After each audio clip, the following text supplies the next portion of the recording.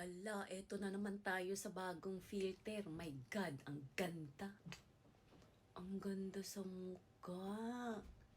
Eto guys, ang lipstick, wala po, hindi po siya. Kahit uminom kayo ng kape or what, yan sa cup na yan, hindi mahalata ang inyong lips na may filter. Tapos, yung sa mata po, yung eyelash niya, nagbabago. Pero okay lang yan. Hindi naman ano yan. At saka ano ha, ito lang po yung isi-share ko sa inyo. Pag kumuha kayo ng video nyo, guys, itapat nyo naman sa ano nyo, yung maliwanag. Parang kita-kita naman yung ano ng filter.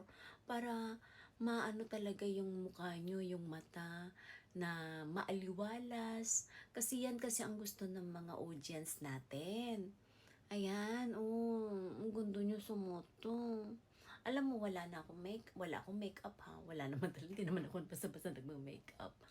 Matutulog na kasi ako, naglinis na ako ng mukha ko, naglagay na ako ng moisturizer sa mukha ko, nag-massage na ako sa mukha ko.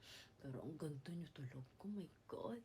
Kaya guys, igo nyo na to ha. Kaya, basta, ayusin nyo pa pag gumawa kayo ng content, ha?